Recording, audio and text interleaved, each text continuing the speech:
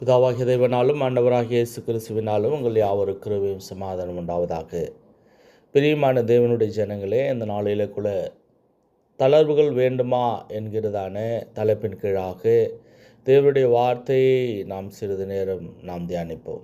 அநேக நேரங்களில் ஒவ்வொரு விஷயத்திலும் கிறிஸ்துவர்களாக நாம் எதிர்பார்ப்பது என்னென்னா தளர்வுகள். சரி, இப்போ ஆராதிக்கிற விஷயத்திலும் சரி, நம்ம எல்லா விஷயத்திலும் சரி, இதை கொஞ்சம் எடுத்துக்கலாமா, இதை கொஞ்சம் கூட்டிக்கலாமா, இதை நம்ம ஒரு சுய சித்தத்தின்படியாக நாம் செய்யலாமா என்கிறதான ஒரு தளர்வுகளை நாம் எதிர்பார்க்கிறவர்களாக இருக்கிறோம். ஆனால் வேத வசனம் என்ன சொல்கிறது அப்படின்னு நாம் பார்க்கும் பொழுது, வெளிப்படுத்தின விசேஷம் 22:18-19 நாம் பார்க்கும் பொழுது, இந்த புஸ்தகத்தில் உள்ள தீர்க்க தரிசன வசனங்களை கேட்கிற யாவருக்கும் நான் சாட்சியாக எச்சரிக்கிறதாவது, ஒருவன் இவைகளோடு எதை ஆகிலும் கூட்டினால் இந்த புஸ்தகத்தில் எழுதியிருக்கிற வாதைகளை தேவன் அவன் மேல் கூட்டுவார். ஒருவன் இந்த தீர்க்க தரிசன புஸ்தகத்தின் வசனங்களிலிருந்து எதை ஆகிலும் எடுத்து போட்டால் ஜீவ புஸ்தகத்திலிருந்தும் பரிசுத்த நகரத்திலிருந்தும் இந்த புஸ்தகத்தில் எழுதப்பட்டவையிலிருந்தும் அவனுடைய பங்கை தேவன் எடுத்து போடுவார். ஆக பிரியமானவர்களே, இந்த நாளிலே அநேக நேரங்களிலே நாம் தளர்வுகளை எதிர்பார்க்கிறவர்களாக இருக்கிறோம். ஆண்டவராகிய இயேசுவானவர் நமக்கு கொடுத்திருக்கிறதான எல்லா விதமான சட்டத்திட்டங்களையும் உபதேசங்களையும் அப்போஸ்தலர்கள் எழுதி வைத்திருக்கிறதான அந்த உபதேசத்தினுடைய வரைமுறைகளையும் நாம் மீறுவர்களாக நாம் இருப்போம் என்று சொன்னால், நம்முடைய வாழ்க்கையில் தேவன் கொடுத்திருக்கிறதான அந்த பரலோக வாழ்வு, அந்த பரலோக வாழ்வுக்கான சுதந்திரம், நித்தியத்திற்கான அந்த ஆசீர்வாதத்தை நாம் இழப்பதற்கான நிறைய வாய்ப்புகள் இருக்கிறது. அதனால் நம்ம தளர்வுகள் வேண்டுமா அப்படின்னு நாம் பார்க்கும்பொழுது, தளர்வுகள் ஒருவேளை நமக்கு தேவைப்படலாம்.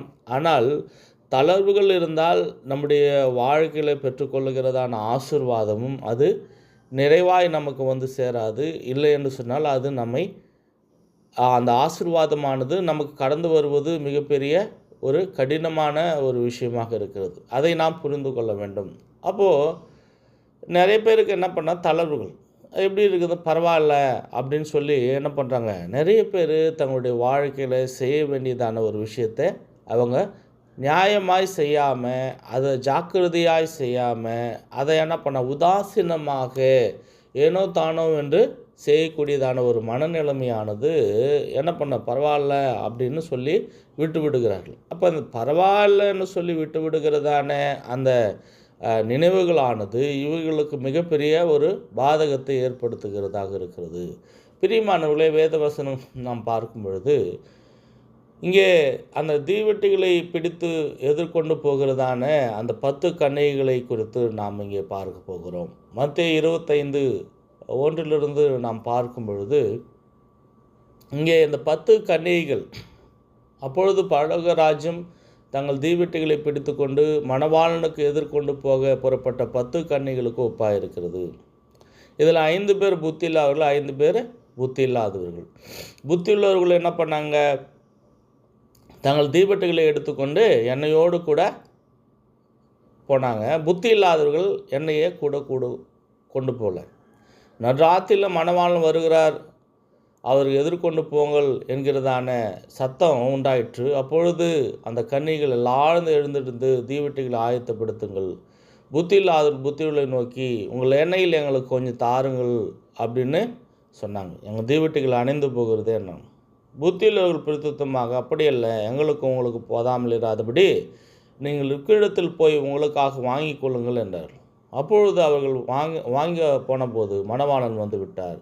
ஆயத்தமாக இருந்தவர்கள் அவரோடு கூட கல்யாண வீட்டுக்குள் பிரவேசித்தார்கள். கதவும் அடைக்கப்பட்டது. பின்பு மற்ற கன்னிகைகளும் வந்து, ஆண்டவரே, எங்களுக்கு திறக்க வேண்டும் என்றார்கள். அதற்கு அவர், உங்களை அறியேன் என்று மெய்யாகவே உங்களுக்கு சொல்கிறேன் என்றார். ஆக பிரியமானவர்களே, இந்த நாளில் கூட நாம் என்ன பண்ணுறோன்னா, அநேக நேரங்களில் நாம் செய்ய வேண்டிய விஷயத்தை என்ன பண்ணுறோம், அறகுறையாக நாம் செய்கிறோம். உலக காரியங்களும் ஆவிக்குரிய காரியங்களும் என்ன பண்ணுறோன்னா அறகுறை மனதோடு நாம் செய்யும் பொழுது அதில் என்ன பண்ணோம், ஆசீர்வாதம் கிடைக்கல. ஏன் அப்படின்னா தளர்வுகளை எதிர்பார்க்குறோம். இது பண்ணால் மட்டும் போதும். 10 விஷயம் சொல்லியிருப்பாங்க, அதில் எனக்கு என்னது, எனக்கு பிடிச்ச விஷயம் 2, என்னால் சுலபமாக செய்ய வேண்டிய விஷயம் 1 2, மீது 6 விஷயத்தை நான் என்ன பண்ணுவேன், செய்ய வேண்டியதான அந்த விதிமுறைகளை நான் பின்பற்ற மாட்டுவேன் என்கிறதான ஒரு நினைப்பில் என்ன பண்ணுறாங்கன்னா, இவர்கள் தளர்வுகளை எதிர்பார்த்து கொண்டு நியாயமாய் வர வேண்டியதான ஆசீர்வாதங்களை அவர்கள் விட்டுவிடுகளாக இருக்கிறார். ஆக பிரியமானவர்களே, நிறைய பேருக்கு என்ன தெரியல, அவர்களுக்கான மதிப்பு அவர்களுக்கு தெரியவில்லை. அவர்களுடைய வாழ்விலே அவர்கள் என்ன பண்ணுறாங்க, அந்த மனிதனுக்குரியதான மதிப்பை அவர்கள் அறியாதபடி அவங்க என்ன பண்ணுறாங்கன்னா, தேவனுடைய சித்தத்தை அவர்கள் மீறுகிறதான ஜனங்களாக இருக்கிறார்கள். தேவனுடைய அந்த வைத்திருக்கிறதான அந்த பரலோக வாழ்வின் நிச்சயத்தையும், தேவன் வைத்திருக்கிறதான எதிர்காலத்தில் வைத்திருக்கிறதான அந்த சுதந்திரத்தையும், எதிர்காலத்தில் அவர்களுக்கு கொடுக்க போகிறதான ஆசீர்வாதத்தை அவர்கள் புரிந்து கொள்ளாதபடி அவங்க என்ன பண்ணுறாங்கன்னா, தங்களுடைய வாழ்வை அவர்கள் இழந்து போகிறார்கள். இன்னொரு வேத வசனத்தில் நம்ம ஒரு உதாரணத்தை பார்க்கும் பொழுது, லேவியராகமம் 10:1-2 நாம் பார்க்கும் பொழுது, இங்கே ஆரோனின் குமாரராகிய நாதாபும் அபியும் குறித்து இங்கே நாங்கள் பார்க்கிறோம். இந்த ஆரோனின் குமாரர் நாதாப் அபியூ என்ன பண்ண, தன் தூபகலசை எடுத்து அவைகள் அக்னியையும் அதன் மேல் தூப வர்க்கத்தையும் போட்டு, கர்த்தர் தங்களுக்கு கட்டளையிடாத அந்நிய அக்னியை அவருடைய சந்நிதியில் கொண்டு வந்தார்கள். அப்பொழுது அக்னி கர்த்தருடைய சந்நிதியிலிருந்து புறப்பட்டு அவர்களை பட்சித்தது. அவர்கள் கர்த்தருடைய சந்நிதியில் செத்தார்கள். பிரியமானவர்களே, இவங்க எல்லாமே தகுதியானவர்கள் தான். இவர்கள் லேவி கோத்திரத்தார், இவர்கள் ஆரோனுடைய குமாரர், எல்லாம் சரிதான். ஆனால் இவர்கள் கர்த்தருடைய சந்நிதியில் அவர்கள் செத்தார்கள். அவர்களை என்ன பண்ணது, அக்னி பட்சித்தது என்று பார்க்கிறோம். அப்போ இவர்கள் செய்ததான தவறு என்ன அப்படின்னு பார்க்கும்பொழுது, இவர்கள் கர்த்தர் கட்டளையிடாத அந்நிய அக்னியை எடுத்துன்னு வந்து போட்டாங்க என்று பார்க்கிறோம். ஆக பிரியமானவர்களே, இன்றைக்கு கூட நம்ம என்ன பண்ணுறோம், ஏதோ ஒரு அவசரத்தில் இது பண்ணிட்டோம் அப்படின்னு சொல்கிறோம். பிரதர், நான் என்ன பண்ணுறேன், அவசரத்தில் பண்ணிட்டேன் பிரதர் அப்படின்னு சொல்கிறேன். நிறைய பேர் என்ன பண்ணேன், என்னால் முடியல, நான் என்ன பண்ணேன், அவசரத்தில் ஒரு பாவத்தை நான் செய்து விட்டேன், ஒரு கோபத்தில், ஒரு அவசரத்தில் நான் என்ன பண்ணேன், ஒரு கொலை செய்து விட்டேன், ஒரு அவசரத்தில் நான் என்ன பண்ணேன், ஒருவரை நான் தகாத வார்த்தைகளை நான் சொல்லி அவர்களை என்ன பண்ணேன், திட்டுவிட்டேன். ஒருவரை அவசரத்தில் நான் என்ன பண்ணேன், அவர்களுடைய வாழ்வு நாசமாகும்படியாக நான் ஏதோ ஒரு காரியத்தை நான் செய்து விட்டேன். நான் என்ன பண்ணேன், அவசரத்தில் நான் செஞ்சிட்டேன் அப்படின்னு. அப்போ இன்றைக்கி எது அவசரம் அப்படின்னு பார்க்கும் பொழுது, அவசரம் என்பது நம்முடைய மனநிலைமையை பொறுத்ததாக இருக்கிறது. அப்போது ஒரு விஷயத்தை, ஒரு காரியத்தை துவங்கும் முன்பாக நாம் சரியாக திட்டமிடும்பொழுது அதில் அவசரம் என்பது ஏற்படாது. அப்போது திட்டமிடாத ஒரு விஷயத்தை, காரியத்தை நாம் செய்ய முன் வரும்பொழுது அதில் ஏதோ ஒரு தளர்வுகளை நாம் எதிர்நோக்கும்போது அது என்ன பண்ணோம், எங்கே போய் கொண்டு போய் முடியும்னா ஒரு ஆபத்திலும் ஒரு நாசமோசத்திலும் கொண்டு போய் முடியும். அதனால் பிரியமானவர்களே, இதை நாம் சரியாக புரிந்து கொள்ள வேண்டும். தளர்வுகள் வேண்டுமென்னா தளர்வுகள் கூடாது. தேவனுடைய விஷயத்தில், தேவனை ஆராதிக்கிற விஷயத்தில், தேவனை தொழுது கொள்கிறதான ஒரு காரியத்தில் எந்த விதமான தளர்வுகள் இருக்கக்கூடாது. எப்படி சொன்னாங்களோ அப்படியே நாம் செய்ய வேண்டும். அப்போ பழைய பிரமாணத்தின் முறையின்படி எப்படின்னா, புதிய பிரமாணத்தின் முறையின்படியாக நாம் செய்கிறதான தொழுகையானது எப்படிப்பட்டதாக இருக்கிறது என்பதை நாம் சரியாக நிதானித்து அறிந்து கொள்ள வேண்டும். சுய இஷ்டமான ஆராதனை விட்டுவிட்டு அந்தபடியே நம்முடைய சரீரங்களை நாம் ஜீவ பலியாக ஒப்பு கொடுப்பது தேவனுக்கு பிரியமான ஆராதனையாக இருக்கிறது என்று சொல்லி ரோமர் 12:1 சொல்கிறது. அப்போ நம்ம ஜீவ பலியாக ஒப்பு கொடுப்பதை விட்டுவிட்டு இந்த நாளிலே நம்ம என்ன பண்ணோம், அநேக தகாத ஒரு விஷயங்களை நாம் செய்து கொண்டு இருக்கிறோம். நம்ம சுய இஷ்டத்தின்படி ஆடுகிறோம், பாடுகிறோம். ஆக பிரியமானவர்களே, இதை குறித்து நாம் ஜாக்கிரதையாக இருக்க வேண்டும். நிறைய பேர் என்ன பண்ணுறாங்கன்னா, தளர்வுகள் வேணும்னு சொல்லி ஞாயிற்றுக்கிழமையில் சபையை அவர்கள் உதாசீனப்படுத்துவர்களாகவும் சபையை விட்டுவிடுவர்களாகவும் இருக்கிறார். 1 கொரிந்தியர் 11:18 வசனத்தில் நாம் பார்க்கிறோம். இந்த 1 கொரிந்தியர் 11 எப்படி அந்த கர்த்தருடைய பந்தியை அனுசரிப்பது என்பதை குறித்ததான ஒரு ஆலோசனை அப்போஸ்தலனாகிய பவுல் என்ன பண்ண கொரிந்து சபைக்கு சொல்கிறார். 1 கொரிந்தியர் 11:18 நாம் பார்க்கும்போது, முதலாவது நீங்கள் சபையிலே கூடி வந்திருக்கும் பொழுது உங்களில் பிரிவினை உண்டென்று கேள்விப்படுகிறேன், அதில் சிலவற்றை நம்புகிறேன் அப்படின்றார். அப்போது இன்றைக்கு சபையிலே கூடி வரும் பொழுது அவர்கள் எப்படிப்பட்டவர்களாக இருக்கிறார்கள் அப்படின்னு பார்க்கும் பொழுது, இங்கே 1 கொரிந்தியர் 11:20 நாம் பார்க்கும்பொழுது, நீங்கள் ஒரு இடத்தில் கூடி வரும்பொழுது அவனவன் தன் தன் சொந்த போஜனத்தை முந்தி சாப்பிடுகிறான், ஒருவன் பசியாக இருக்கிறான், ஒருவன் வெறியாக இருக்கிறான். இப்படி செய்கிறது கர்த்தருடைய ராப்போஜனம் அல்லவே? புசிக்கிறதற்கு குடிக்கிறதற்கு உங்கள் வீடுகள் இல்லையா? தேவனுடைய சபையை அசட்டை பண்ணி இல்லாதவர்களை வெட்கப்படுத்துகிறீர்களா? உங்களுக்கு நான் என்ன சொல்வேன்? இதை குறித்து உங்களை புகழ்வேனோ புகழேன். ஆக பிரியமானவர்களே, இந்த 1 கொரிந்தியர் 11ஆம் அதிகாரத்தில் இங்கே அப்போஸ்தலனாகிய பவுல் சபையிலே பிரிவினைகளை அவர் காண்கிறவராக இருக்கிறார். அந்த பிரிவினைகள் எப்படிப்பட்டதாக இருக்கிறது? சில பேர் இருக்கிறாங்க, பணம் இருக்கிறவங்க என்ன பண்ணுறாங்க, நன்றாக புசிக்கிறார்கள். சில பேர் இல்லாதவங்க பசியாக இருக்கிறவர்கள் அந்த புசிக்குகளை பார்த்து கொண்டு இருக்கிறார்கள். இப்படிப்பட்டதான ஒரு மோசமான நிலைமை இருக்கும் பொழுது இப்படியெல்லாம் செய்யக்கூடாது. எப்படி அந்த கர்த்தருடைய பந்தியை அனுசரிக்க வேண்டும் என்று பின்வரும் வசனங்களிலே திட்டம் தெளிவுமாக அங்கே அப்போஸ்தலனாகிய பவுல் என்ன பண்ணுறாருன்னா சொல்கிறார். இல்லை அப்படி இல்லை, ஆண்டவராக இயேசுவானவர் எப்படி அந்த அப்பத்தை எடுத்துப்பிட்டு ஸ்தோத்திரம் பண்ணி கொடுத்தாரு, எப்படி அந்த திராட்சை ரசத்தை எடுத்து என்ன பண்ணார், அவர் குடித்தார், எப்படி சொன்னார் என்கிறதான ஒரு விஷயத்தை என்ன பண்ணுறாரு பின்வரும் வாசகங்களிலே நாம் அதை பார்க்கிறவர்களாக இருக்கிறோம். அப்போ ஒரு விஷயத்தை அனுசரிப்பு என்பது அதற்கான முறைமைகள் என்பதை சொல்லி இருக்கும் பொழுது அதை நாம் திட்டவட்டமாக அதை பின்பற்றுதல் மிக மிக அவசியமாக இருக்கிறது.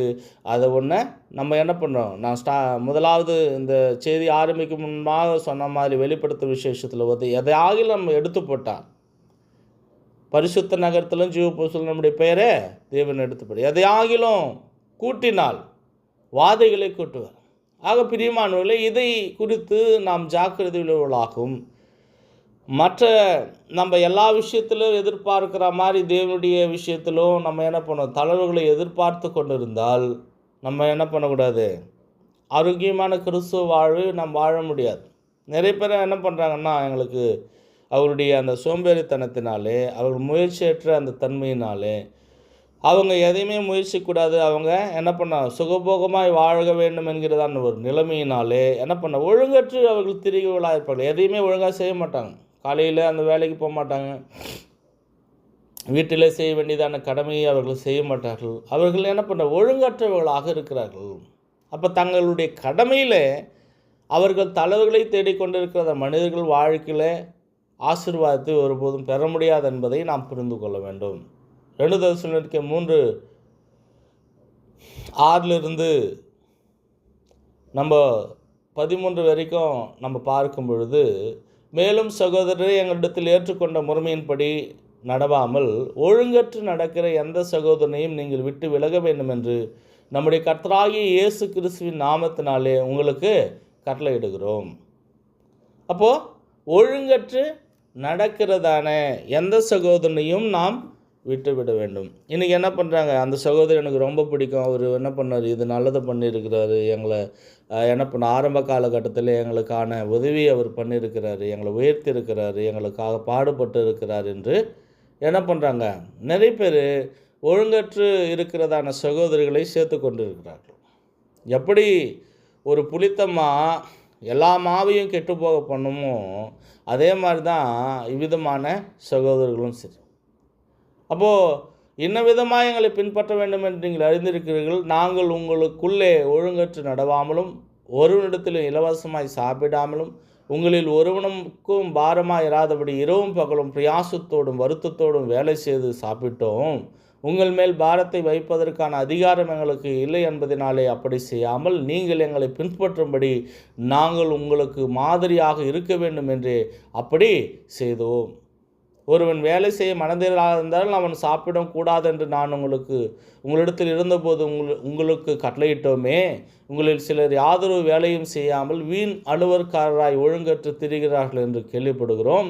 இப்படிப்பட்டவர்கள் அமைதியோடு வேலை செய்து தங்கள் சொந்த சாப்பாட்டை சாப்பிட வேண்டும் என்று நம்முடைய கர்த்தராகிய இயேசு கிறிஸ்துவினாலே அவர்களுக்கு கட்டளையிட்டு புத்தி சொல்கிறோம். சகோதரரே, நீங்கள் நன்மை செய்வதனாலே சோர்ந்து போகாதீர்கள். ஆக பிரியமானவர்களே, இங்கே அப்போஸ்தலர்கள் எப்படிப்பட்டவர்களாக இருக்கிறார்கள், அந்த தெசலோனிக்க சபைக்கு அப்போஸ்தலனாகிய பவுல் சொல்கிறாரு, நீங்கள் என்ன பண்ண ஒழுங்கற்று நடக்கிறவர்களாயிராமல் நாங்கள் என்ன பண்ணோம், மாதிரியாக உங்களுக்கு இருக்கிறோம்.